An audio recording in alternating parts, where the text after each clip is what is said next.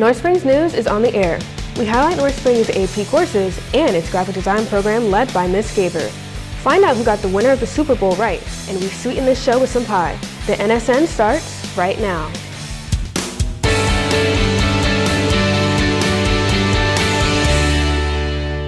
This is Jaden Hawkins. And it's Amyah-Marie. And this is the NSN. We've got a lot in store for you today. But first, let's get graphic. Graphic design, led by Miss Gaber. Let's see what she has to say. If I had to describe my graphic design classes in 3 words, I would say creativity, technology, and passion. Creativity and technology are just kind of baked into what we do in here. I think those are kind of self-explanatory, but the passion piece is something that I am particularly passionate about. I like when my students come to me and they say, I have an idea for something. It's kind of weird, but I'm really into this. I'm really into animation. Could I maybe try to integrate something like that into my project? I think that this is a class where students can really explore their individual passions and how we can integrate those passions into our design work. And I don't know that that is something that you can do in a lot of classes in high school. It feels like a little bit more of like a college thing that I like to bring into my classroom.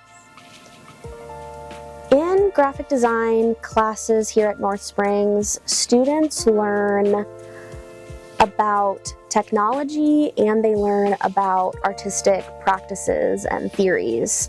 So in Intro to Graphic Design, students learn how to use graphic design software, the basics, so Photoshop, Adobe Illustrator. And then as you move through the levels of graphic design, we learn more about design theory, about what makes a design a good design versus just how do we make stuff. Students can use design skills in the real world in all sorts of different applications, not just like design-related jobs, like being a graphic designer or being a fashion designer. When you are in the business world, really kind of in any capacity, people don't want to look at the things that you made or like receive information you're trying to give them if it's not attractive in some way.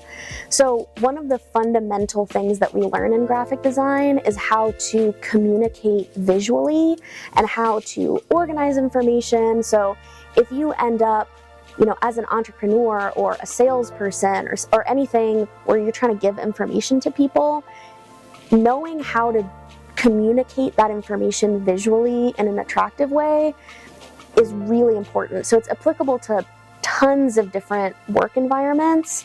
And if you want people to come to your birthday party, you could make a really nice looking invitation. That's probably going to get you a couple more RSVPs than something like written in Sharpie on a blank piece of paper. If a student comes to me and they say, I'm not creative, I'm not artistic, I don't know how to draw, and they think that that's some kind of restriction to their ability to be successful in a graphic design class, I usually tell them that, one, creativity is different than artistic skill.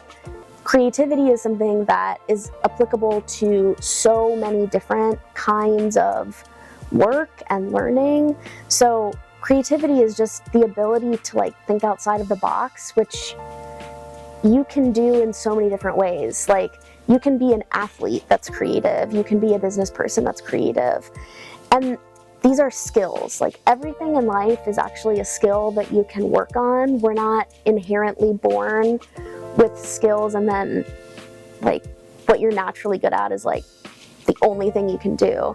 If you want to become an artist or you want to become a more creative person, it's just something you have to learn how to do. So a class about creativity is probably a good place to start. I think students should take graphic design because it's a class that pairs really well with a lot of different kinds of classes you can take at the school. If you're interested in technology, you can learn about the more creative side of technology in this class, like if you're a computer programmer and you want to be a game designer, you have to know how to make game designs that look good. If you want to be an engineer, creative thinking and design and thinking visually is a really important part of that more technical engineering process. If you want to be an artist, it's really important that you know how to use Photoshop to like prepare your files when you're submitting to galleries. There's just a lot that you learn in this class that isn't only applicable to being a graphic designer. It can apply to so many different kinds of careers and can really prepare you for the kind of work that you need to do in the college setting, or even the kind of work that you need to be able to do to promote yourself if you're trying to go right into business or right into some kind of more like vocational field. So I think that there's so much that you can get from this class, and I think that it's just a lot of fun, and we have a really great time together in what I think is maybe the best classroom in the school, but I'm kind of biased on that. Graphic design is one of our many programs we're going to be showing off this year. Are you interested in kickstarting your college career? Check out our AP programs at North Springs with Jackson Hewitt. There have been a lot of concerns within parents and students about AP classes regarding the challenge that comes with an AP class and the benefits that might come from taking one. Today we're here to interview AP teachers and students about their experiences and whether it is completely worth it to take an AP class depending on what kind of student you are. All right, Mr. Warren, going into an AP class, what should you expect, especially in AP Physics? Well, AP Physics in particular, it's going to be, it's usually very different than what the students are used to. Most students are used to like reading and doing some type of activity where they are learning memorizing kind of things, and then through reading or watching videos of sorts, and then regurgitating that information as it's asked as facts and such, like in history class, English class in particular. And that also they are required to do, that doesn't occur in a physics class because they have to think differently. A lot of times they haven't had a real class that is rigorous in critical thinking. It may be a little bit of it, but for the most part, it's not at the same level or intensity as an AP Physics class. So these are college level material. This college level. So this is what the curriculum you would expect to see in a college classroom. In a lot of ways, it's a little bit higher than what you would expect to see in a college classroom. And as a parting question before we leave, what kind of students would you be looking for if they're taking like an AP Physics class? Like how prepared would they have to be? Okay, well, that's a multi-tier answer.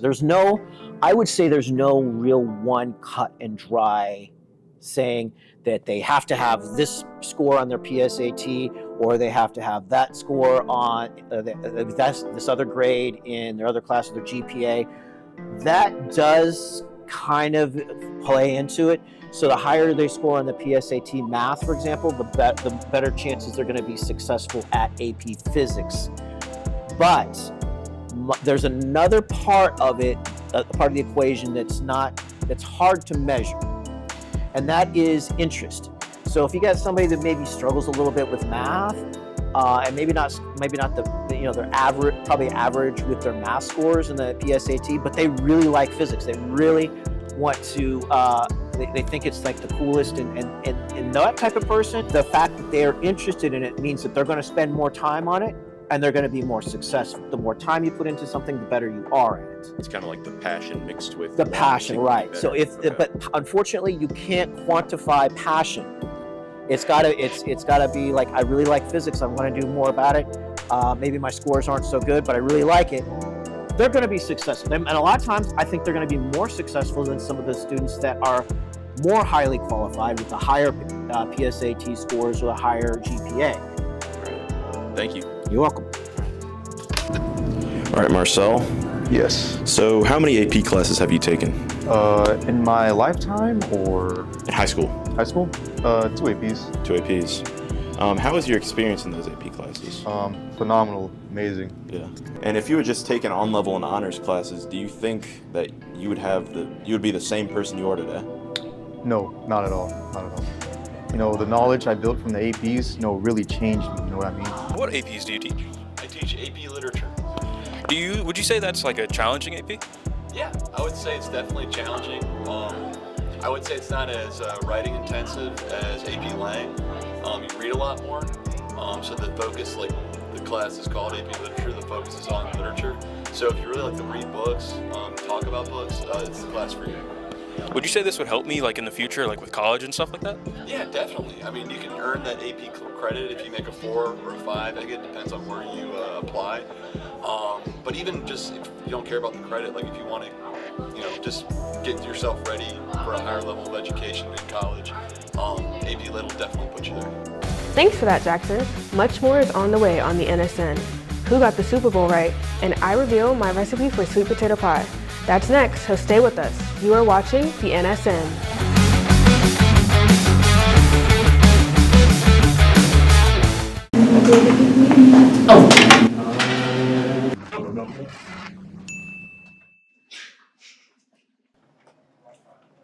I'm the Silent 26. Who said that? I'm the best headphones in the world. I have a sleek and smooth design and can cancel even the loudest noise. Why are you running? Notice how I stay on your head when you run. Wait, come back. Headphones? Don't mind if I do. Who's this? Welcome back to the North Springs News. Man, you're making a lot of progress on that new school, but as a senior, I'm not going to be able to see it. Anyways, you guys remember the Super Bowl? That was a really long time ago, but we still interviewed a lot of students on who they think is going to win. Let's see if they got it right. Hello, my name is Jaden Hawkins, and today we're going to see what North Springs students think of the Super Bowl and who they think is going to win. Who do you guys think is gonna win? Edwin, who's your favorite football team? The Falcons. Probably the Patriots. The Cincinnati Bengals. LSU college ball. You know what's up, go Tigers. The 49ers. Who do you think is going to win the Super Bowl? The Patriots, obviously. The they Patriots? have Drake May. Yeah, of course. Sure, buddy. Yeah, thank you. Why? Because Drake May is the greatest quarterback in all of the NFL, to be honest. No one's going to stop him. Sam Darnold sucks too. So yeah. Bad news for you, bro. All right, thank you. Patriots. All right. I see. Thank you. Who do you think is going to win the Super Bowl? That's a good question. This is one year I'm actually torn. I can't even pick a team to choose between because New England I normally wouldn't like. But you got a rookie quarterback who has taken his team to the flipping Super Bowl, which is amazing. Then on the other hand, you got Sam Darnold, who has been in his 15, and finally he gets with a team that fits him, and he's in the Super Bowl. So this is going to be a huge year. Can't wait to watch the game. I can't even pick a winner. That's the honest to God truth. Seahawks, all the way. The Seahawks? Why? Because I hate the Patriots. Because he hates the Patriots. All right. Now an answer. It's probably going to be the Seahawks. Seahawks? Like repeat 10 years ago. They did catch a belt, so, let's run that back. All right. Thank you. 49ers? Okay. That's a real team, right? Yeah. All right. Who's going to the Super Bowl? Probably the Patriots. Probably. Who's going to win the Super Bowl? Gonna win? Probably the Chiefs. The Chiefs? They're going to win the Super Bowl? Yeah. Patrick Mahomes. Yeah. Man, North Springs' knowledge of football is clearly lacking because the Seahawks blew the Patriots out of the water. Amyah? Yeah, the Patriots are straight lollygagging on that field. But for Super Bowl Sunday, I had some friends and family over, and I went to work in the kitchen. Hey, it's Amyah-Marie, and you know it's Black History Month. But did you also know it was National Pie Month? It was created in 1990, and the goal is to just make pies. Today, I'm going to be combining both of those things and making an African-American classic, sweet potato pie. Today, we're using a recipe from the cookbook made by Patti LaBelle called Recipes to Sing About. So now we're moving on to the fun stuff. The easiest part, the pie crust, actually the filling's the easiest part, but pie crust is also pretty easy. I would say it's easy, but it's also the easiest thing to mess up when baking certain things. Setting it is honestly where I goofed up, and you'll see that soon, obviously. Now that we're adding in the butter, I can tell you about a certain tool that I was missing that made this harder than it needs to be. I'll put the tool up on screen. This is why I used a fork, because it was the closest option I had. And mixing that chilled butter with this dry ingredient was not as fun as you would think. This is me now adding in the water so I can start mixing it. And you know, most people mix this by hand. I don't like mixing anything by hand. Actually, I would prefer if I didn't have to, but it's easier to mix by hand and it's harder to get off a spatula or a whisk or, you know, whatever else. So hand mixing is the way to go. Obviously, you can see that my dough turned out perfectly fine when it's not in the oven. Now, since it's a large batch, we are splitting it into two so we can make 2 pies instead of 1. That is what this recipe calls for. If you don't want 2 pies, you can half it if you want to. I'm not doing that math. So, this recipe calls for 2 pies. If you don't want 2 pies, I don't know what to tell you. Okay, 2 bowls and refrigerate for an hour. After those sweet doughs come out the refrigerator, you're going to get ready to roll them. And we're just gonna keep rolling. What? If you know that, you know that. So anyway, I think everyone likes rolling out the dough the most. I find it tedious because I don't want to pull, or no, anyone doesn't want to pull and stretch out the dough across it. You want to just make sure it's rolled that way so you're not thinning out certain areas and it doesn't get too thin or, you know, I don't think there's ever crust that's too thick. I love a thick crust. I actually really do. Thick and a little bit soft, you know. I think anyone likes that. But now we're going to start trimming off the edges so it gets a pretty look. As you can see, this pie, perfect, beautiful, wonderful, gorgeous. She is the one. Now we're gonna double it. You know how to double it because this recipe calls for 2. We're gonna start buttering this pie crust. I actually don't know the reason why you butter pie crust. I don't know, why do you butter biscuits? For flavor. So I'm guessing this is also for flavor. Look, context clues. Now we're going to put brown sugar on the bottom of our pan. This is also just for flavor. You know, I started to not add a lot, but you know, that changed after the fact. But I honestly could have added more to caramelize the bottom. It makes it very good. Never miss this step. Now we're going to set these in the oven at 400 for 15 minutes. This is where I messed up. Don't do 15 minutes. Do 5-minute intervals, okay? Don't, if you get to 15, then cool, whatever, 15 max. But don't, make sure you're watching your pie. You'll see at the end why I say this, because she's pretty colored for Black History Month. Anyway, pie filling, the best part, easiest part, literally takes no effort at all. We're gonna get our yams and we're gonna put them in the oven for an hour. You might as well do this first because you're gonna be working on that pie crust and that's also going to take an hour.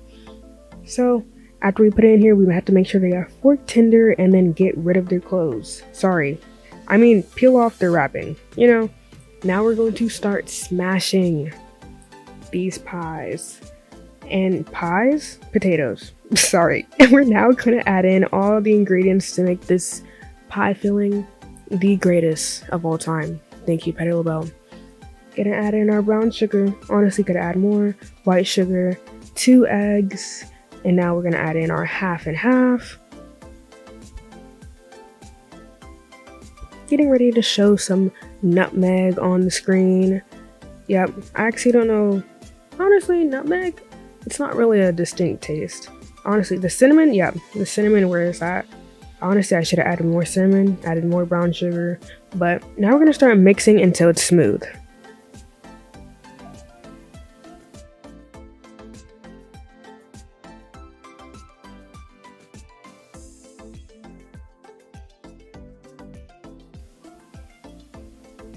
Look at her, she's gorgeous, looks honestly beautiful.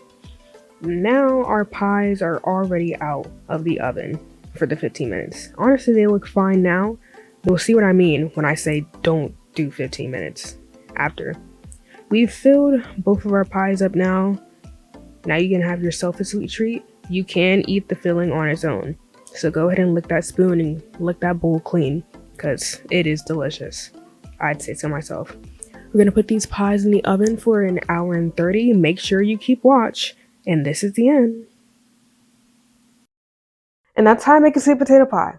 Now, I know you're wondering how that pie actually turned out. And I'd say she's great. She's a little dark a little dark everywhere. But for my first pie attempt, I'd say she's gorgeous. She's wonderful. Appearance doesn't matter. It's what's on the inside. And I think she tastes really great. I'd give her an 8 out of 10. With the crust, it's like a 6 out of 10. I burnt it. Sorry. But we're not here for my opinion. Let's go see how other people think about my sweet potato pie. I personally had a piece of that pie, and I've got to say, Amyah, it was pretty good. Thank you for not ruining my ego. This is Jane Hawkins. And it's Amyah-Marie, and we'll see you next time.